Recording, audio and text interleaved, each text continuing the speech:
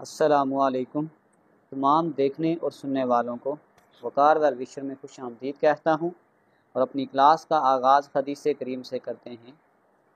रसूलुल्लाह सल्लल्लाहु अलैहि वसल्लम ने फरमाया, मेरी उम्मत का एक गिरोह हमेशा हक़ पर कायम रहते हुए गालिब रहेगा। जो शख्स भी उनकी हमायत से दस्तकिश होगा वो उनको नुकसान नहीं पहुंचा सकेगा हत्ता कि अल्लाह का हुक्म आ जाएगा और वो इसी तरह होंगे। तो वीडियो को शुरू करने से पहले कमेंट सेक्शन में लाजमी बताएं कि आप हमारी वीडियो कहाँ से देख रहे हैं और आपके स्कूल में पढ़ते हैं। तो चलते हैं अपने क्वेश्चन की जानिब। Matrix. A matrix is a rectangular array of numbers और symbol arrange in rows and columns. आपके पास जो मैट्रिक्स है, सिंपल हम ये कह सकते हैं कि नंबर्स या सिंबल को जब हम in terms of rows and column represented करते हैं तो आपके पास मैट्रिक्स होता है। जैसे ये आपके पास एक कॉलम मैट्रिक्स है, ये आपके पास एक रो मैट्रिक्स है और ये आपके पास एक स्क्वायर मैट्रिक्स है। अब जनरल हम देखें मॉडल ऑफ मैट्रिक्स, तो जो नाम होगा हमेशा हम कैपिटल के तौर पे यूज़ करेंगे। तो यहाँ पे ये जो ए है ये आपके पास नेम ऑफ मैट्रिक्स है। तो ये वाली जो ब्रैकेट्स हैं ये आपके पास मैट्रिक्स की ब्रैकेट्स होती हैं। ये जितनी भी वैल्यू है इन सब को हम कहेंगे एलिमेंट्स। और अगर हम वैल्यूज़ को इस तरीके से रीड करें जैसे 1 2 3 तो ये आपके पास रोज़ है, 4 5 6 ये रो आ जाएंगे। यानी हम जब इस तरीके से वैल्यू को रीड आउट करते हैं तो ये रोज़ है, हॉरिजॉन्टल तरीके से रीड करते हैं। और जब हम इसको वर्टिकल तरीके से रीड आउट करेंगे तो ये आपके पास बन जाएंगे कॉलम। तो नेक्स्ट चलते हैं, what is row matrix and what is column matrix. Row, horizontal arrangement of elements in a matrix is called row. जब हम वैल्यूज़ को इस तरीके से रीड आउट करते हैं हॉरिजॉन्टल पोजीशन में तो ये आपके पास बन जाएगी रो। जैसे आपके पास 1 2 3 तो ये आपके पास रो 1 बन जाएगी और 4 5 6 आपके पास रो 2 बन जाएगी। लेकिन जब अब इसी को vertical arrangement of element in a matrix is called column. जब हम वर्टिकल तरीके से वैल्यूज़ को रीड आउट करेंगे, जैसे आपके पास ये ए और डी है, ये आपके पास कॉलम 1 है, बी और ई आपके पास कॉलम 2 है और सी और एफ आपके पास कॉलम 3 है। हॉरिजॉन्टल रीड आउट करते हैं तो रो बनता है और अगर हम उसको वर्टिकल को रीड आउट करेंगे तो ये आपके पास कॉलम मैट्रिक्स बन जाएगा। चलते हैं next, order of matrix. If A is a matrix with m rows and n columns then the order of matrix, जो जनरल फार्मूला आ जाएगा वो आपके पास आ जाएगा m cross n। For example अगर हम यहाँ पे एक मैट्रिक्स ले लेते हैं, सपोज करेंगे आपके पास 1 2 3 4 5 6। अगर हमने इसका ऑर्डर ऑफ ए निकालना होगा, ऑर्डर ऑफ ए तो वो आ जाएगा रो मल्टीप्लाई कॉलम। तो आप देख सकते हैं यहाँ पे नंबर ऑफ़ रोज़ कितनी हैं 2 और नंबर ऑफ़ कॉलम्स आप देख सकते हैं कितने हैं 3। तो इसका जो ऑर्डर हो जाएगा वो आ जाएगा 2 क्रॉस 3। एक और एग्जांपल ले लेते हैं कि अगर हम लेते हैं, सपोज करेंगे जो बी की वैल्यू है वो आपके पास है 1 2 3। तो अगर हमने यही ऑर्डर ऑफ बी निकालना होगा, ऑर्डर ऑफ बी का फार्मूला आ जाएगा रो मल्टीप्लाई कॉलम। तो देखें इसमें एक ही रो है तो इसमें पहले हमेशा आपने रो लिखनी होगी और फिर आपके पास कॉलम, इसके कितने कॉलम हैं 3। तो इसका जो ऑर्डर आ जाएगा वो आ जाएगा 1 क्रॉस 3। नेक्स्ट हम आप चाहते हैं इक्वल मैट्रिक्स की तरफ।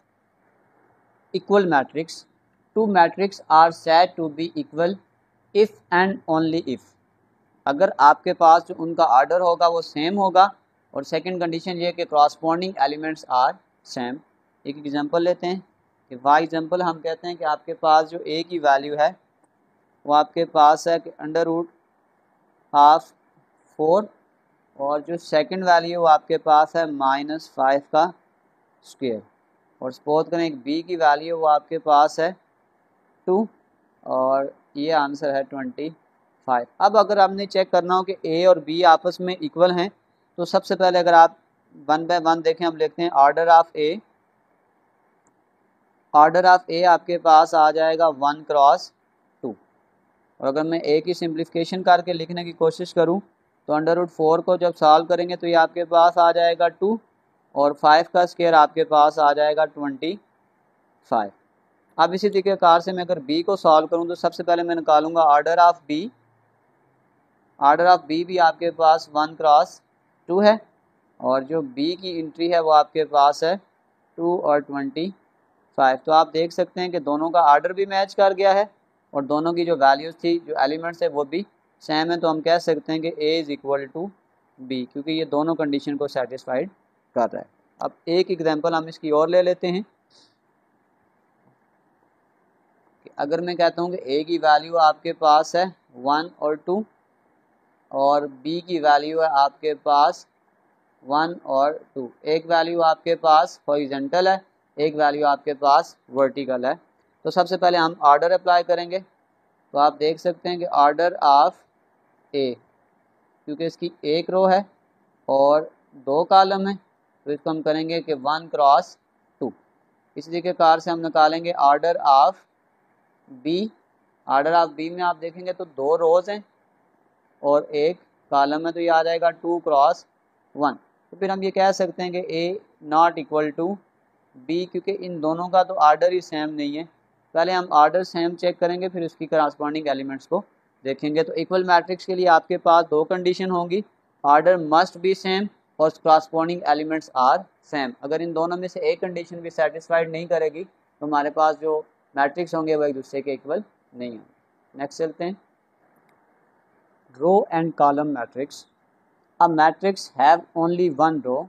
अगर आपके पास कोई ऐसा मैट्रिक्स है जिसकी सिर्फ एक ही रो है, तो इस मैट्रिक्स को हम कहते हैं ये आपके पास रो मैट्रिक्स है। जैसे आपके पास ये वाली एक ऐसा मैट्रिक्स है जिसमें एक ही रो है, तो ये आपके पास बन जाएगा row matrix.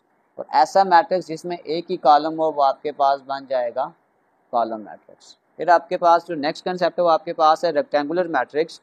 When number of rows and columns are unequal. अगर आप अब इसका आर्डर देखें तो इसका आर्डर आपके पास था 2 क्रॉस 3। तो किसी भी जगह जब हम आर्डर निकालेंगे उसमें अगर रो और कॉलम सेम नहीं है तो आपके पास रेक्टेंगुलर मैट्रिक्स होता है। और अगर हम इसका आर्डर निकालते हैं तो जैसे एक आर्डर है आपके पास 2 क्रॉस 2, तो जहाँ पे आर्डर सेम होगा वहाँ पे उसको हम कहते हैं कि ये आपके पास स्क्वायर मैट्रिक्स है।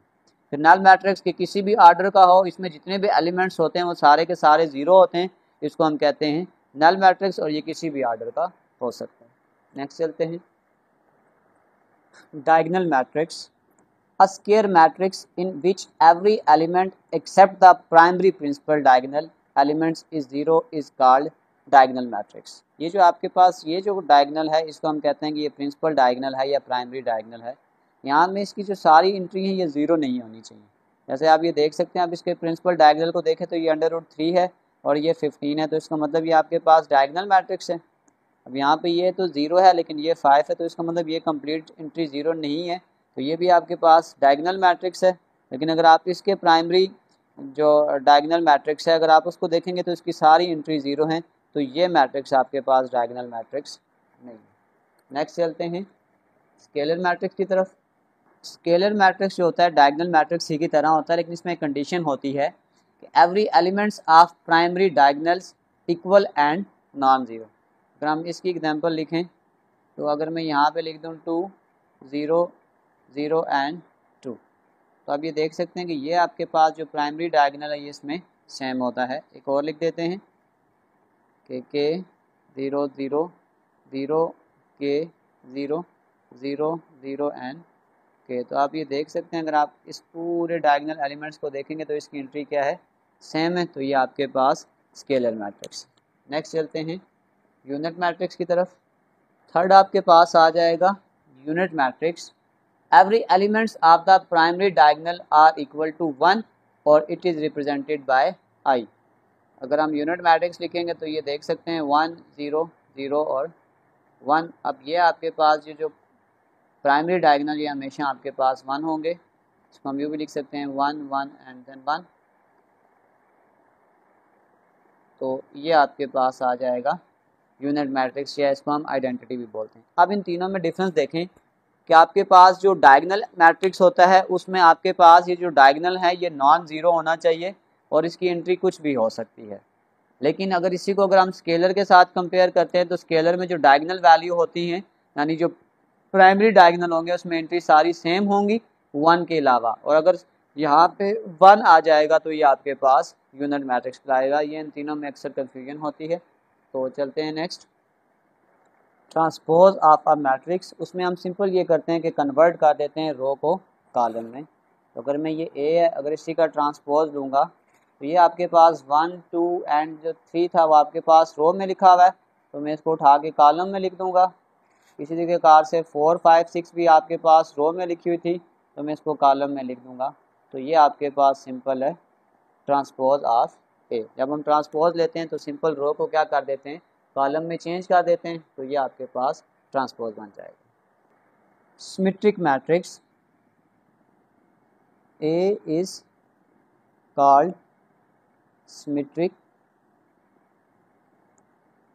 अगर आपके पास जो ए है और जो ए का ट्रांसपोज है, अगर हम उसको ले रहे हैं और कोई फ़र्क नहीं पड़ रहा, तो ये आपके पास बन जाएगा सिमेट्रिक। इसकी एक एग्जांपल लेते हैं कि लेट, अगर मैं कहता हूँ ए की वैल्यू है आपके पास 5 3 3 एंड देन 5, और अगर मैं इसी का ट्रांसपोज भी ले लेता हूँ तो ट्रांसपोज लेने से भी कोई फ़र्क नहीं पड़ेगा, ये 5 3 ऐसे आ जाएगा और ये 3 5 इस तरीके से आ जाएगा। तो आप देख सकते हैं कि अगर इन दोनों की वैल्यू देखेंगे तो ये दोनों सेम है, तो फिर हम कह सकते हैं कि ए इज़ इक्वल टू ए का ट्रांसपोज। कि अगर ए और ए ट्रांसपोज लेने से कोई फ़र्क नहीं पड़ता तो आपके पास जो ए है आपके पास सिमेट्रिक बन जाएगा। अब सेकंड कंसेप्ट आपके पास आ जाएगा स्क्यू सिमेट्रिक।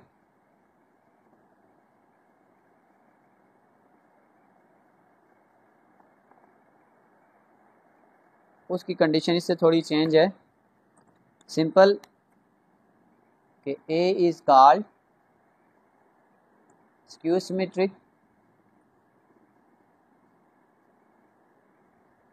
कि अगर हम ए का ट्रांसपोज लेते हैं, यानी जो ए है वो ए का ट्रांसपोज लें लेकिन माइनस कॉमन करने के बाद, तब जाके ये आपके पास स्क्यू सिमेट्रिक बनेगा।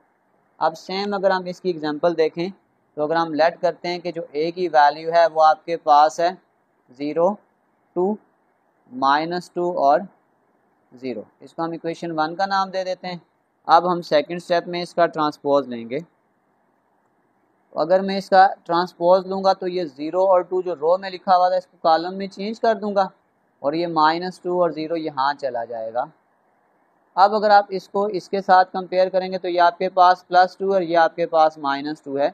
अगर मैं यहाँ से माइनस को कॉमन कर लेता हूँ तो ये आ जाएगा 0, -2 है तो ये आ जाएगा +2, +2 है तो ये आपके पास आ जाएगा -2 और ये आपके पास 0 है। तो अब जब हमने माइनस को कॉमन किया है तो तब 1 और 2 सेम हो जाएंगे। तो इसका मतलब है आपके पास जब हमने ट्रांसपोज लिया है तो ये आपके पास आ जाएगा ए इक्वल टू माइनस ऑफ ए का ट्रांसपोज, यानी माइनस लेने से वो वैल्यू कॉमन आ रही है। तो इसका मतलब है कि स्क्यू सिमेट्रिक होगा अगर आपके पास जो ए है वो माइनस ए ऑफ ट्रांसपोज के बराबर होगा। तो फिर इस सिनेरियो में हम कहेंगे कि ए इज स्क्यू सिमेट्रिक।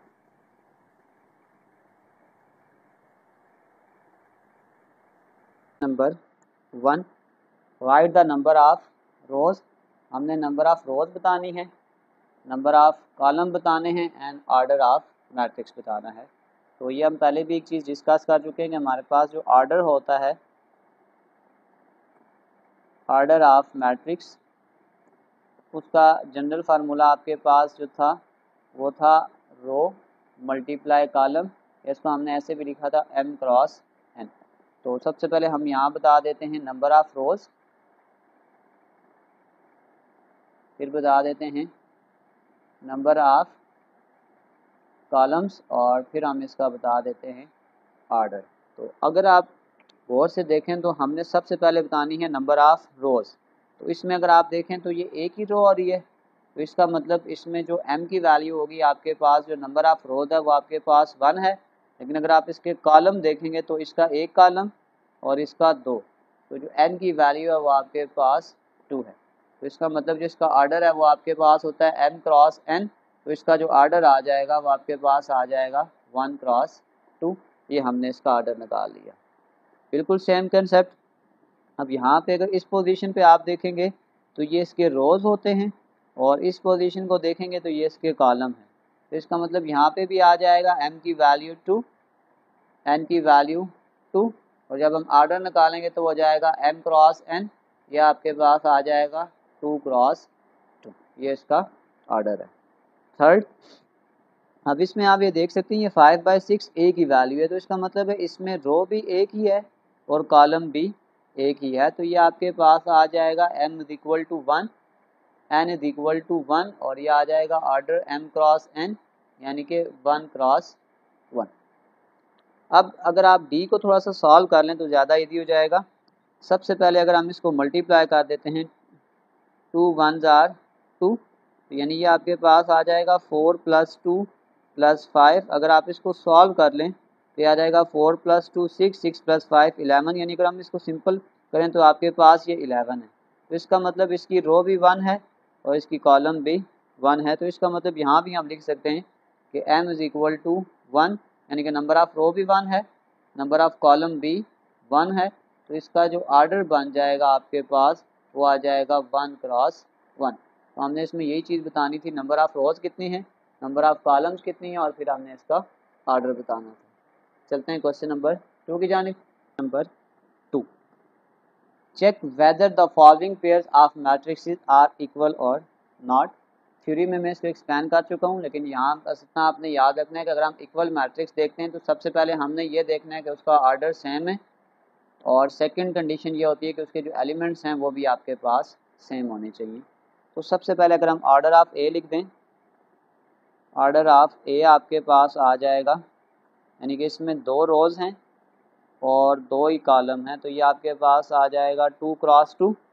और अगर इसकी फर्दर कोई एंट्री भी नहीं आ रही तो इसकी वैल्यू भी लिख देते हैं 1 0 0 और 1। तो ये पहली कंडीशंस हैं। अगर हम बी को डिस्कस करें तो सबसे पहले तो हम देखते हैं ऑर्डर ऑफ बी। जब आप ऑर्डर ऑफ बी देखेंगे तो इसमें ये 2 रोज़ हैं और 2 ही कॉलम हैं, तो ये आपके पास आ जाएगा 2 क्रॉस 2।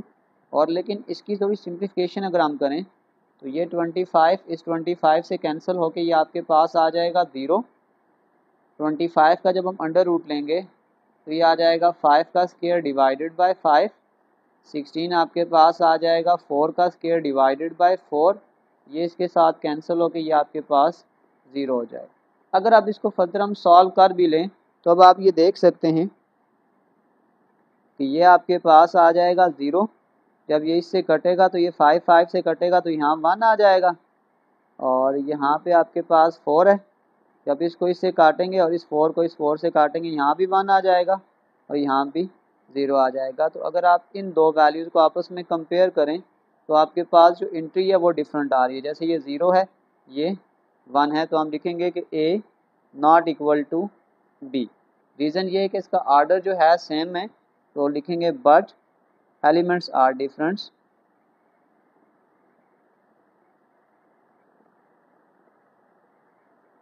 एलिमेंट डिफरेंट होने की वजह से हम कह सकते हैं कि जो ए और बी आपस में इक्वल नहीं है।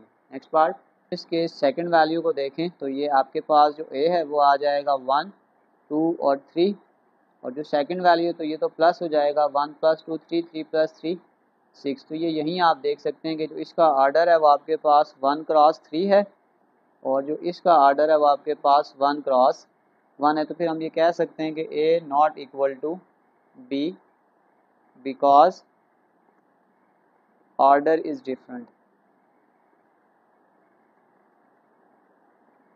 तो जब ऑर्डर डिफरेंट होगा तो फिर एलिमेंट तो ऑलरेडी डिफरेंट होंगे, क्योंकि ऑर्डर मैच ही नहीं करेगा। चलते हैं इसके सी पार्ट की जानिब। पास अब ये जो सी है ये भी सेम यही है, क्योंकि ये आपके पास इसका भी ऑर्डर मैच नहीं कर रहा। तो अगर आप इसके ऑर्डर को देखेंगे तो ये तो ए की वैल्यू, यानी इसका ऑर्डर आ जाएगा 1 क्रॉस 1, और इसका ऑर्डर आपके पास आ जाएगा 2 क्रॉस 1। तो इसका भी सेम यही रीज़न हो जाएगा कि A not equal to B, क्योंकि इनका ऑर्डर सेम नहीं है। अगर ऑर्डर सेम नहीं है तो हम फिर सेकंड कंडीशन को चेक ही नहीं करेंगे। चलते हैं इसके पार्ट डी की जानिब। Part number D. Part number D, सबसे पहले मैं ए को सिंप्लीफाई कर लेता हूँ। तो 1 + 0 1, 0 + 0 0, 0 मल्टीप्लाई बाय 0 0, और 1 में से 0 निकालेंगे तो 0 सॉरी 1 आ जाएगा। तो इसका मतलब हम कह सकते हैं कि ऑर्डर ऑफ ए वो आपके पास आ जाएगा 2 क्रॉस 2, और इसकी फर्दर सिंप्लीफिकेशन भी नहीं हो रही। इसी तरीके कार से अगर मैं यहाँ पे बी को भी सॉल्व कर लूँ तो बी आप ये देख सकते हैं कि आपके पास आ जाएगा 5 5 आर 25 डिवाइडेड बाय 25। 15 में 2 को ऐड करेंगे आ जाएगा 17 - 17। 3 ज़ीरोज़ आर 0 डिवाइडेड बाय 7 और इसको कैंसिल करेंगे तो ये 1 हो जाएगा। तो जब इसको मैं अगले स्टेप में सॉल्व करूँगा तो ये कैंसिल होके यहाँ पे आ जाएगा 1, ये आ जाएगा 0, इसको कैंसिल करेंगे आ जाएगा 0 और ये आपके पास आ जाएगा 1। अब इसको अगर आप ऑर्डर की फॉर्म में लिखेंगे तो ऑर्डर ऑफ बी आप देख सकते हैं, ऑर्डर ऑफ बी ये आ जाएगा 2 क्रॉस 2, ऑर्डर भी सेम है और एंट्री भी सेम है। अब हम यहाँ पे लिखेंगे कि A equal to B because order is same and जो एलिमेंट्स हैं उसकी जो एंट्रीज है वो भी आपके पास सेम है, एलिमेंट्स इज आल्सो सेम। कि ये रीज़न है कि हमने कहा है कि जो आपके पास ए है वो बी के बराबर है। चलते हैं पार्ट 3 की जानिब। Number 3, Haider, Hasan and Ahmad score 7 points, 11 points and 10 points respectively in math quiz. सबसे पहले हम डेटा बनाते हैं। सबसे पहले हम लिखते हैं हैदर स्कोर, पहले आपके पास है 7 पॉइंट्स, सेकंड आपके पास हसन, वो आपके पास आ जाएगा 11 पॉइंट्स और नेक्स्ट आपके पास आ जाएगा अहमद और वो आपके पास आ जाएगा 10 पॉइंट्स। और उसने हमें कहा है display data in row matrix and column matrix. ये तो सिंपल है, हम पहले पढ़ चुके हैं कि आपके पास रो मैट्रिक्स कौन सा होता है और कॉलम मैट्रिक्स कौन सा होता है। रो मैट्रिक्स होगा तो हम वैल्यूज़ को इस तरीक़ेकार से लिखते हैं, तो अगर इसको हम रो की फॉर्म में लिखेंगे तो आ जाएगा 7 points, 11 points and then 10 points. ये आपके पास इसकी रो मैट्रिक्स की रिप्रेजेंटेशन आ गई। और अगर हम इसी को कॉलम में लिखने की कोशिश करेंगे तो ये आपके पास आ जाएगा वर्टिकल पोजीशन में, हम इसको लिखेंगे ऐसे, तो ये आपके पास फिर आ जाएगा 7, 11 एंड 10। ये आपके पास रो और कॉलम की रिप्रेजेंटेशन है। चलते हैं क्वेश्चन नंबर 4 की जानिब। Number 4, right the most appropriate type of the following. हमने जो सबसे ज़्यादा इम्पॉर्टेंट टाइप होगी वो कंसीडर में देखेंगे, क्योंकि अगर हम इसको स्केयर बोलते हैं तो स्केयर भी हो सकता है, तो वो चीज़ हमने लिखनी है जो ज़्यादा सूटेबल होगी। तो आपको याद रखें मैंने आपको एक डिफरेंस बताया था, स्केलर वर्सेस डायगनल। डायगनल में ये वाली जो एंट्री होती है ये आपके पास डिफरेंट होती है, लेकिन जो स्केलर एंट्री में डायगनल एंट्री होती है आपके पास वो सेम होती है। तो ये क्योंकि दोनों सेम हैं तो सबसे ज़्यादा अगर आप इसको स्केयर मैट्रिक्स बोलेंगे उससे बेहतर है कि हम इसको स्केलर मैट्रिक्स बोलें, क्योंकि ये सबसे ज़्यादा अप्रोप्राइट है। उसने कहा था कि वो लिखना है जो सबसे ज़्यादा सुइटेबल हो, तो आपके पास सबसे ज़्यादा जो सुइटेबल बन रही है वो आपके पास स्केलर मैट्रिक्स है, क्योंकि इसकी जो डायगनल एंट्री है वो बिल्कुल सेम है। नेक्स्ट, अब अगर हम सेकंड वैल्यू को देखें तो इसको सॉल्व कर लें बेशक, ये आ जाएगा 0, 0, 0 और 3 में 0 को ऐड करेंगे तो ये आपके पास आ जाएगा 3। अब अगर आप डायगनल एंट्री देखें तो ऊपर डायगनल एंट्री आपके पास सेम थी और यहाँ पे डायगनल एंट्री सेम नहीं है, तो ये आपके पास जो सबसे ज़्यादा सुइटेबल है वो हम लिख सकते हैं कि ये आपके पास डायगनल मैट्रिक्स है।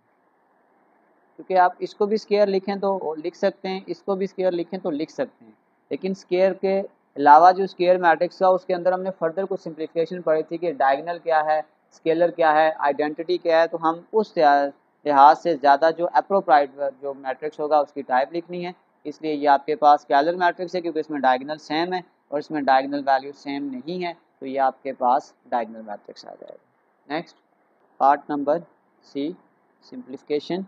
15 को 3 से मल्टीप्लाई करेंगे 45, 9 को 5 से मल्टीप्लाई करेंगे 45, तो इसको कैंसिल करेंगे तो ये आपके पास आ जाएगा 1, और जहाँ पे आपके पास ये 1 आ जाए तो ये आपके पास यूनिट मैट्रिक्स है। Next D, part number D की थोड़ी हमें सिंप्लीफिकेशन करनी पड़ेगी। सबसे पहले हम लिखते हैं कि अंडर रूट 625, तो ये आपके पास आ जाएगा 25 डिवाइडेड बाई 25, 17 प्लस 15 ये आ जाएगा 32 माइनस 32, और 18 प्लस 1 19 माइनस 19, और ये आ जाएगा 3, अंडर रूट ऑफ 9 आपके पास आ जाएगा 3। अब अगर इसको हम फर्दर सॉल्व करेंगे तो ये आ जाएगा 1, ये कैंसिल होके 0, ये कैंसिल होके 0, और ये आ जाएगा 1। तो अगर आपके पास डायगोनल एंट्री आपके पास 1 हो तो इसको हम आइडेंटिटी मैट्रिक्स कहते हैं।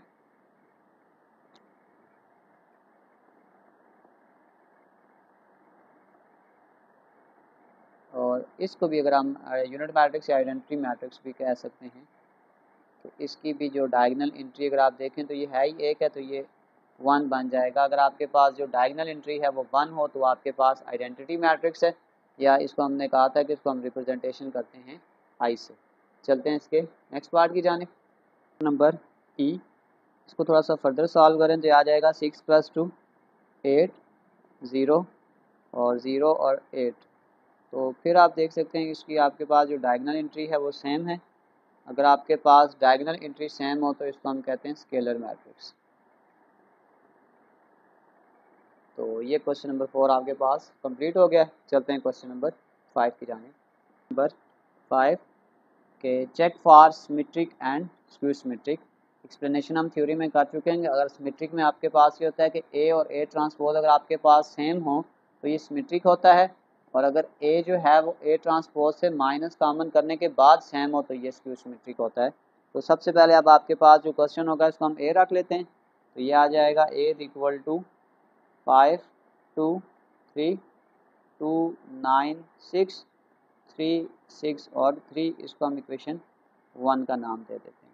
फिर अगला काम हमने करना है टेकिंग ट्रांसपोज।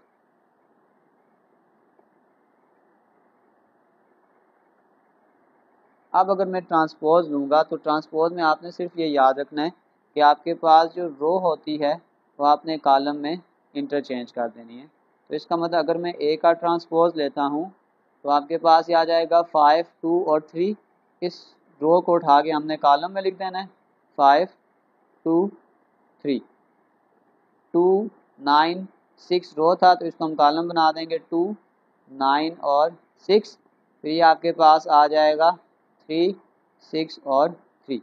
हमने सारी रो को कॉलम के साथ इंटरचेंज कर दिया। अब एंट्रीज अगर आप मैच करें तो वही वैल्यूज बन रही है जो आपके पास ऑलरेडी इक्वेशन 1 में थी। तो अब हम कह सकते हैं कि ए इज इक्वल टू ए का ट्रांसपोज, तो फिर हम ये कह सकते हैं कि ए इज सिमेट्रिक।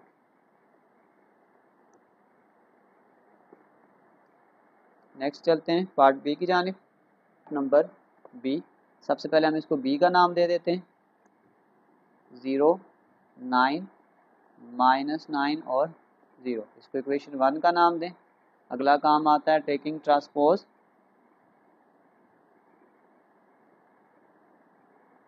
तो जब मैं इसका ट्रांसपोज लूँगा तो ये 0 9 रो में लिखा हुआ है, आपने इसको कॉलम में लिख देना है, और ये -9 और 0 रो में लिखा हुआ है, इसको आपने कॉलम में लिख देना है।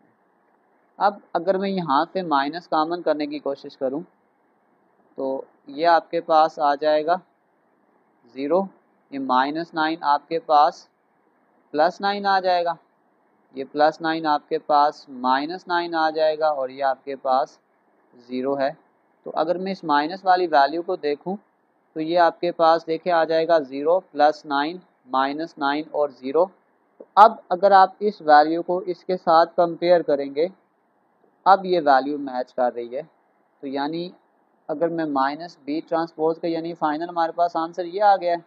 तो अब आप देख सकते हैं कि 1 और 2 तब मैच कर रही है जब हमने माइनस को कॉमन लिया। तो इसका मतलब आपके पास ये बन जाएगा कि b इक्वल टू -b का ट्रांसपोज, और अगर आपके पास माइनस कॉमन लेने से ये कंडीशन सेम बन रही है फिर हम ये कह सकते हैं कि b इज़ स्क्यू सिमेट्रिक।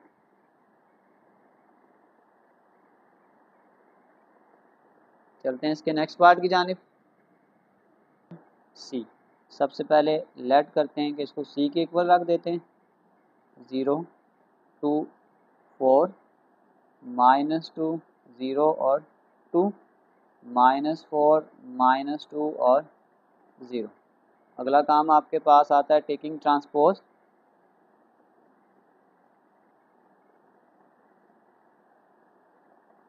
अगर हम इसका ट्रांसपोज लेंगे तो रो कॉलम में चेंज हो जाएगी। सी का ट्रांसपोज ये आ जाएगा 0 -2 और -4, फिर ये आ जाएगा 2 0 और -2, और ये आ जाएगा 4 2 और 0। अब अगला काम आपने ये करना है कि यहाँ से माइनस को कॉमन कर लें। ये आ जाएगा 0, -2 है तो ये +2 बन जाएगा, और ये आपके पास आ जाएगा -4 है तो +4, +2 है तो -2, 0 -2 है तो +2, +4 है तो -4, -2 और 0। अब अगर आप इस इक्वेशन को इस इक्वेशन के साथ कंपेयर करेंगे तो देखें माइनस कॉमन लेने से वो वैल्यू बन रही है। फिर हम ये कह सकते हैं कि जो C है वो -C ट्रांसपोज के बराबर है। तो आपके पास अगर माइनस कॉमन लेने से वो वैल्यूज़ आपस में बराबर हो रही हों, फिर हम ये कह सकते हैं कि C इज़ स्क्यू सिमेट्रिक। चलते हैं इसके पार्ट डी की जानिब।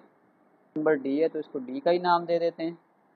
0 -7 7 और 0 टेकिंग ट्रांसपोज।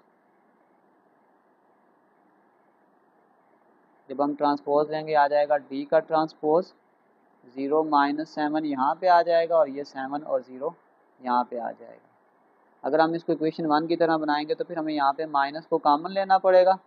0 तो ये +7 है आपके पास, -7 बन जाएगा। ये -7 है तो आपके पास +7 और ये 0। तो इसका मतलब माइनस कॉमन करने के बाद आपके पास ये वैल्यूज़ एक दूसरे के साथ सेम हो रही हैं। तो फिर हम ये कह सकते हैं कि D इक्वल टू -D का ट्रांसपोज। तो फिर हम ये कह सकते हैं कि D इज़ स्क्यू सिमेट्रिक।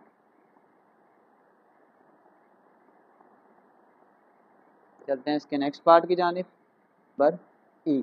तो इसको E का नाम दे देते हैं कि E इज़ इक्वल टू 0 -5 -5 और 0। नेक्स्ट आपके पास आ जाता है, आपने इसका ट्रांसपोज लेना है।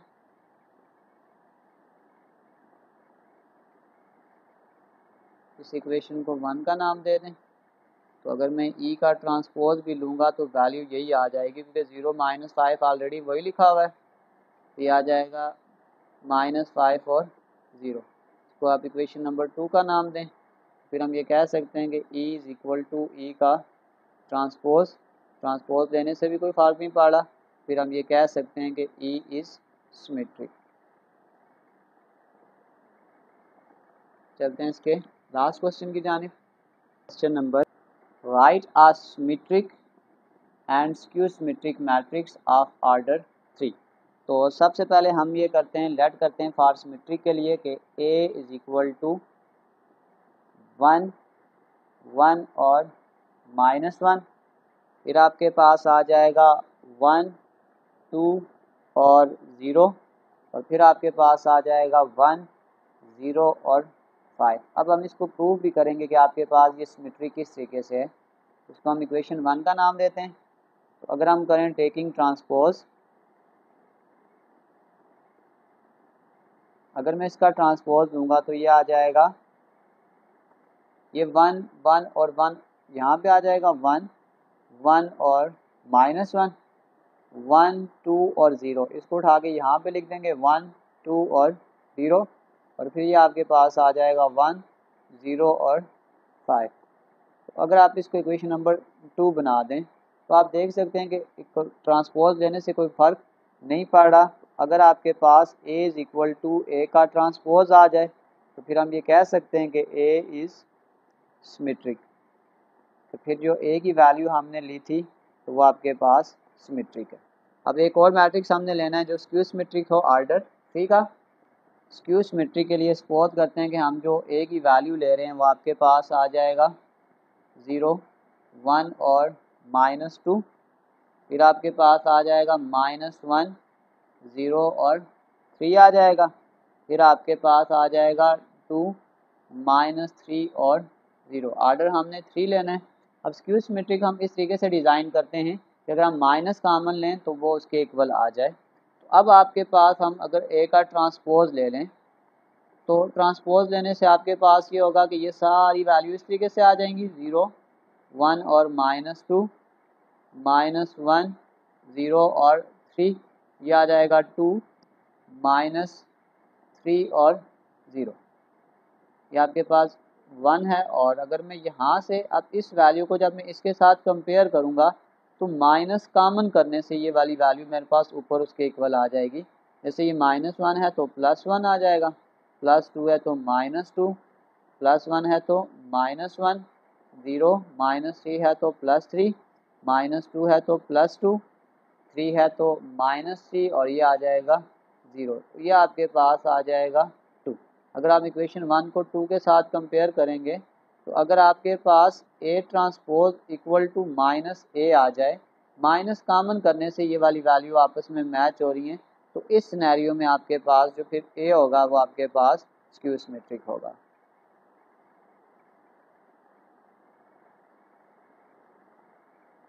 इसी के साथ हमारी एक्सरसाइज 3.1 कंप्लीट सॉल्व हो चुकी है। डिस्क्रिप्शन में मैं एक लिंक डाल दूंगा, अगर आप इन नोट्स को विजिट करना चाहें तो आसानी से विजिट कर सकते हैं। आखिर में एक छोटा सा मैसेज अपने देखने और सुनने वालों के लिए, ये एक तुर्क कहावत है कि सिर्फ इतना कह देना काफ़ी नहीं होता कि मैं भी तुम्हारा भाई हूँ, ये भी बताओ कि हाबिल हो या काबिल। प्यारे बच्चों, अपना बहुत सारा ख्याल रखें। मिलते हैं अगली वीडियो में, तब तक के लिए अल्लाह हाफिज़।